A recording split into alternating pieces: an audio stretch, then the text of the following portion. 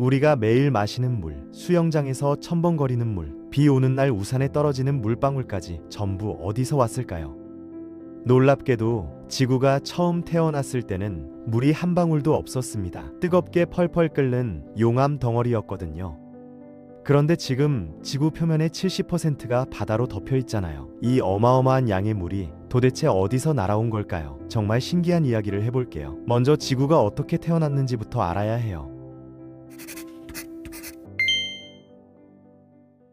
지금으로부터 약 46억 년 전 우주의 한쪽 구석에 거대한 가스와 먼지 구름이 둥둥 떠다니고 있었어요. 이 구름은 그냥 가만히 있던 게 아니라 아주 천천히 빙글빙글 돌고 있었는데 어느 순간 구름의 한가운데가 점점 뭉치기 시작했거든요. 마치 욕조에서 물을 빼면 물이 배수구로 빨려 들어가는 것처럼 가스와 먼지가 중심으로 모여들었어요. 이렇게 모인 물질들이 점점 더 뜨거워지면서 마침내 불이 붙었는데 이게 바로 우리 태양의 탄생이에요. 이 과정을 과학자들은 태양 성운 가설이라고 부르는데 거의 모든 별이 이런 식으로 태어난답니다.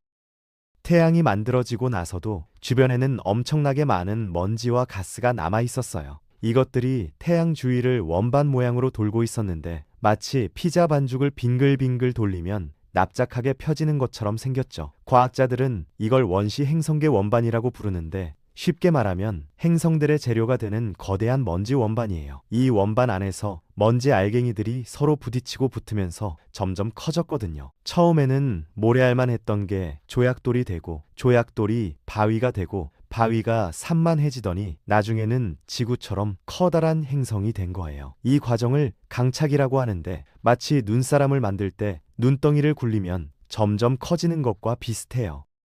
그런데 여기서 중요한 문제가 생겨요. 태양은 엄청나게 뜨겁잖아요. 태양에서 가까운 곳은 너무 뜨거워서 물이 있을 수가 없었어요. 물을 만드는데 꼭 필요한 수소라는 가벼운 기체가 태양의 열기에 다 날아가 버렸거든요. 지구가 태어난 곳이 바로 이 뜨거운 지역이었어요. 그래서 아기 지구는 물 한 방울 없이 태어났습니다. 완전히 메마른 바위 덩어리였죠. 수성, 금성, 지구, 화성 같은 안쪽 행성들을 암석 행성이라고 부르는 것도 이 때문이에요. 모두 뜨거운 곳에서 만들어져서 주로 바위와 금속으로 이루어져 있거든요. 그럼 물은 어디에 있었을까요? 태양에서 아주 멀리 떨어진 곳, 그러니까 지구보다 4배 이상 먼 곳에 가면 온도가 확 낮아져요. 이 차가운 곳에서는 수소와 산소가 만나서 물이 될 수 있었고 그 물이 꽁꽁 얼어서 얼음 결정으로 존재했어요. 과학자들은 이 경계선을 눈선이라고 부르는데 이 선 바깥쪽은 온통 얼음 천지였던 거예요. 소행성이나 해성 같은 우주 돌덩이들이 이 얼음을 품고 있었죠. 목성이나 토성 같은 바깥쪽 행성들이 엄청나게 큰 것도 이 얼음 덕분이에요. 얼음을 포함해서 훨씬 많은 재료가 있었으니까요. 문제는 이 얼음 덩어리들이 지구에서 너무 멀리 있었다는 거예요. 어떻게 그 먼 곳의 얼음이 지구까지 올 수 있었을까요? 여기서 목성이라는 거대한 행성이 등장합니다. 목성은 태양계에서 가장 큰 행성인데 지구보다 무려 1000배나 더 크거든요. 지구 1300개를 합쳐야 목성 하나 크기가 돼요. 이렇게 큰 행성은 중력도 엄청나게 강해서 주변의 모든 것에 영향을 미쳐요. 태양계가 막 만들어지던 시절, 목성은 가만히 있지 않았어요. 태양 쪽으로 다가갔다가 다시 멀어지기도 하면서 이리저리 움직였는데 이 과정에서 주변에 있던 소행성들과 얼음덩어리들을 마구 튕겨냈어요. 마치 당구공이 다른 공들을 쳐서 여기저기로 보내는 것처럼요. 눈선 바깥에 있던 얼음 소행성들이 목성의 중력에 튕겨져서 태양계 안쪽으로 날아오기 시작했습니다. 과학자들은 이 시기를 후기 대폭격기라고 부르는데 약 38억 년 전쯤 엄청나게 많은 소행성들이 안쪽 행성들로 날아왔던 시기예요. 이 얼음 덩어리들 중 일부는 태양계 밖으로 영원히 날아가 버렸고 일부는 다른 행성과 부딪혔어요. 그리고 운 좋게도 꽤 많은 수가 지구를 향해 날아왔죠. 지구의 중력이 이 얼음 덩어리들을 끌어당겼고 결국 지구와 충돌하게 됐어요. 이런 충돌이 한두 번이 아니라 수백만 년에 걸쳐서 엄청나게 많이 일어났거든요. 매일 수십 개에서 수백 개의 소행성이 떨어지던 시기였어요. 하늘에서 불덩이가 비처럼 쏟아졌을 거예요. 얼음덩어리가 지구와 부딪히면 어떻게 될까요? 엄청난 속도로 날아오는 물체가 충돌하면 그 순간 어마어마한 열이 발생해요. 소행성은 초속 수십 킬로미터의 속도로 날아오는데 이게 부딪히면 폭탄이 터지는 것보다 훨씬 큰 폭발이 일어나거든요. 얼음은 순식간에 녹아서 수증기가 되어버리죠. 처음에는 이 수증기가 우주로 날아가 버렸을 수도 있어요. 하지만 시간이 지나면서 지구가 조금씩 식기 시작했고 수증기를 붙잡아 둘 수 있는 대기가 만들어졌어요. 오랫동안 과학자들은 혜성이 지구에 물을 가져다 줬을 거라고 생각했어요. 혜성은 더럽혀진 눈덩이라는 별명이 있을 정도로 얼음을 많이 품고 있거든요. 밤하늘에서 꼬리를 길게 늘어뜨리고 지나가는 혜성을 본 적 있나요? 그 꼬리가 바로 혜성의 얼음이 태양열에 증발하면서 만들어지는 거예요. 햇빛을 받으면 얼음이 녹아서 가스가 되고 이 가스가 태양바람에 밀려서 뒤로 길게 늘어지는 거죠. 그래서 혜성의 꼬리는 항상 태양 반대편을 향해요. 이런 모습 때문에 혜성이 물 배달부였을 거라고 추측했죠. 그런데 최근에 우주선을 보내서 혜성의 얼음을 직접 조사해 봤더니 깜짝 놀랄 결과가 나왔어요. 혜성의 물과 지구의 물이 다르더라고요. 물은 다 똑같은 물 아니냐고요. 사실 물에도 지문 같은 게 있어요. 물을 이루는 수소에는 여러 종류가 있는데 그 비율을 보면 어디서 온 물인지 알 수 있거든요. 보통 수소는 양성자 하나로 이루어져 있지만 중수소라는 특별한 수소는 양성자 하나에 중성자도 하나 더 붙어 있어요. 이 중수소가 얼마나 섞여 있느냐를 측정하면 물의 출신을 알 수 있어요. 마치 범인의 지문을 대조하듯이 말이에요. 그런데 혜성의 물 지문과 지구의 물 지문이 일치하지 않았어요. 유럽 우주국이 보낸 로제타 탐사선이 67P 혜성을 조사했는데 이 혜성의 물은 지구 물보다 중수소가 3배나 많았어요. 그래서 진짜 범인을 찾아야 했는데 알고 보니 소행성이었어요. 소행성은 혜성처럼 얼음으로 뒤덮여 있지는 않지만 암석 안에 물을 품고 있거든요. 특히 C형 소행성이라고 불리는 탄소가 풍부한 소행성들이 많은 물을 포함하고 있어요. 소행성의 물 지문을 조사해 봤더니 지구의 물과 딱 맞아떨어졌어요.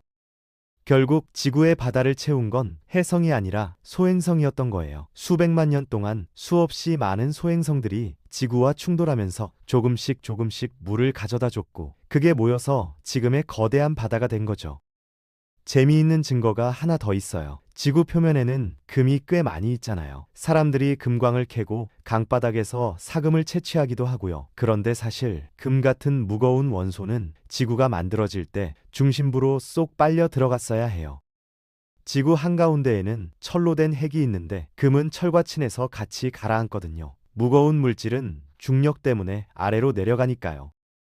그런데 어떻게 지구 표면에 금이 남아 있을까요? 이것도 소행성 덕분이에요. 지구의 핵이 이미 만들어진 다음에 소행성들이 날아와서 부딪혔기 때문에 그 소행성에 들어있던 금이 표면에 남게 된 거예요. 물과 금을 동시에 배달해준 셈이죠.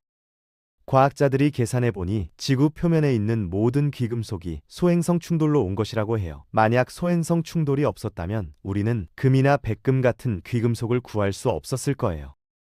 자, 이제 물이 어떻게 지구에 왔는지는 알았으니까 그 물이 어떻게 바다가 됐는지 알아볼게요. 처음에 소행성이 부딪혀서 생긴 물은 전부 수증기 상태였어요. 지구가 아직 너무 뜨거웠거든요. 표면 온도가 1000도가 넘었으니 물이 액체로 있을 수가 없었죠. 이 수증기가 대기 중에 둥둥 떠다니다가 점점 식기 시작했어요. 수증기가 식으면 뭐가 될까요? 맞아요. 구름이 돼요. 지구 전체가 두꺼운 구름으로 뒤덮였는데 이 구름이 얼마나 두꺼웠는지 상상도 안 될 거예요. 지금의 구름보다 훨씬 더 두꺼워서 땅이 전혀 보이지 않았을 거예요. 그리고 드디어 비가 내리기 시작했어요. 그런데 이 비가 우리가 아는 보통 비가 아니었어요. 수천 년 동안 쉬지 않고 내렸거든요. 어떤 과학자들은 수백만 년 동안 계속 내렸을 거라고도 해요. 상상이 돼요. 수천 년 동안 비가 멈추지 않고 계속 내리는 거예요. 처음에는 비가 땅에 닿자마자 치익 소리를 내며 다시 증발했어요. 땅이 아직 너무 뜨거웠으니까요. 하지만 비가 계속 내리면서 땅이 조금씩 식었고 드디어 물이 땅 위에 고이기 시작했습니다.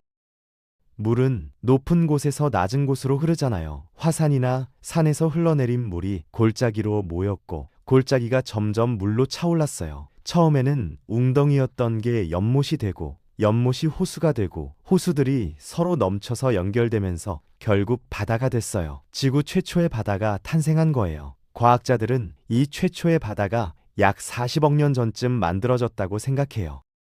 그런데 처음 비는 그냥 물이 아니었어요. 빗물이 대기를 지나오면서 이산화탄소를 잔뜩 흡수했거든요. 그 당시 지구 대기에는 지금보다 이산화탄소가 훨씬 많았어요. 이산화탄소가 물에 녹으면 약한 산성이 되는데 이 산성비가 바위를 조금씩 녹였어요. 바위에서 녹아나온 소금 성분이 물에 섞이면서 바다가 점점 짜지기 시작했죠. 그래서 지금 바닷물이 짠 거예요. 수십억 년 동안 비가 바위를 녹이고 그 성분이 바다로 흘러들어서 지금처럼 짜게 된 거랍니다. 특히 나트륨과 염소가 많이 녹아나왔는데 이 둘이 만나면 소금이 돼요. 이제 물의 순환에 대해서 이야기해 볼게요. 지구의 물은 절대로 사라지지 않아요. 46억 년 전에 소행성이 가져다 준 그 물이 지금도 그대로 있거든요. 다만 모양을 바꾸면서 빙글빙글 돌고 있을 뿐이에요. 태양이 바다를 비추면 바닷물이 따뜻해지면서 증발해요. 눈에 보이지 않는 수증기가 되어서 하늘로 올라가죠. 올라간 수증기는 높은 곳에서 차가워지면서 다시 물방울이 되는데 이게 모여서 구름이 돼요. 구름이 점점 무거워지면 비나 눈으로 땅에 떨어지고 땅에 떨어진 물은 강을 따라 다시 바다로 흘러가요. 그리고 다시 증발하고 다시 비가 되고 이렇게 끊임없이 돌고 도는 거예요. 과학자들은 이걸 물순환 또는 수문순환이라고 부르는데 지구 시스템에서 아주 중요한 역할을 해요. 우리가 마시는 물도 이 순환의 일부예요. 어쩌면 공룡이 마셨던 물을 우리가 마시고 있을지도 몰라요. 정말 신기하지 않아요? 수억 년 전에 공룡 목을 적셔줬던 물이 증발했다가 비가 되어 내리고 또 증발하고 또 비가 되기를 반복하다가 지금 우리 컵에 담겨 있을 수도 있다는 거예요. 클레오파트라가 목욕했던 물, 세종대왕이 마셨던 물도 형태만 바뀌어서 어디선가 존재하고 있어요. 지구가 물을 이렇게 오래 간직할 수 있었던 데는 특별한 이유가 있어요. 바로 지구의 위치예요. 지구는 태양에서 딱 적당한 거리에 있거든요. 태양으로부터 약 1억 5천만 킬로미터 떨어져 있어요. 너무 가까우면 물이 다 끓어서 증발해버리고 너무 멀면 물이 다 얼어버려요. 지구는 그 중간 딱 알맞은 거리에 있어서 물이 액체 상태로 존재할 수 있어요. 과학자들은 이런 영역을 골디락스 영역이라고 불러요. 동화 속 골디락스가 너무 뜨겁지도 너무 차갑지도 않은 딱 알맞은 죽을 먹은 것처럼요.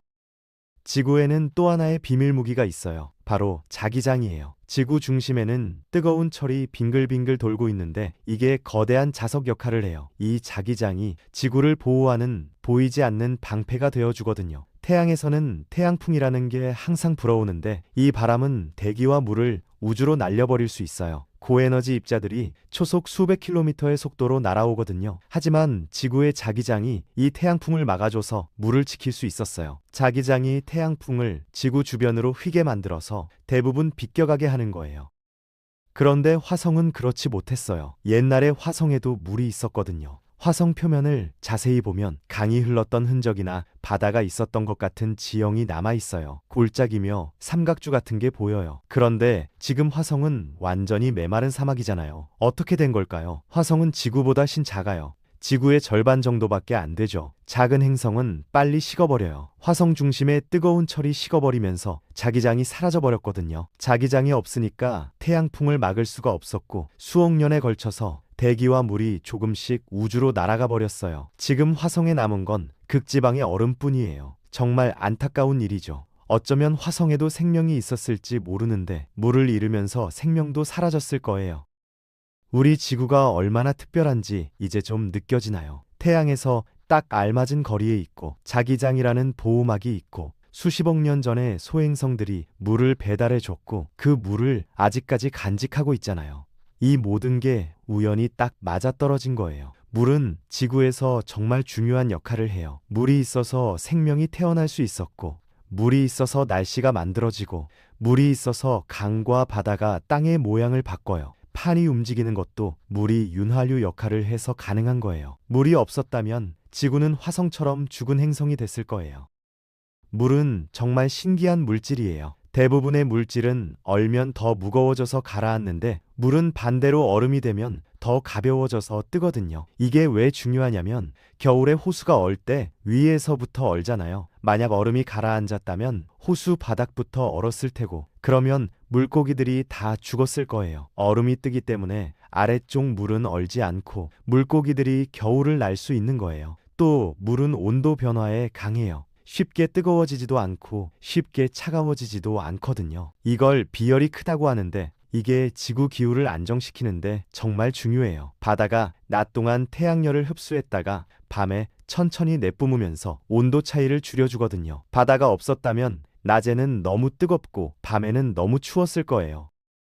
이제 정리해 볼게요. 지구의 물은 원래 지구에 있던 게 아니에요. 태양계가 막 만들어질 때 태양에서 먼 곳, 눈섬 바깥에 있던 얼음 소행성들이 목성의 중력에 튕겨져서 지구로 날아왔어요. 수백만 년 동안 소행성들이 부딪히면서 물을 조금씩 가져다 줬고 그 물이 모여서 바다가 됐어요. 지구는 태양에서 딱 알맞은 거리에 있고 자기장으로 보호받고 있어서 이 물을 46억 년 동안 간직할 수 있었어요. 다음에 물을 마실 때 한번 생각해 보세요. 이 물이 수십억 년 전에 우주에서 날아온 거라는 걸요. 소행성을 타고 머나먼 우주에서 지구까지 여행해 온 물이에요. 공룡도 마셨고 옛날 옛적 바다에서 헤엄치던 물고기도 이 물속에서 살았어요. 그리고 지금 우리가 마시고 있죠. 물 한 잔에 우주의 역사가 담겨 있는 셈이에요.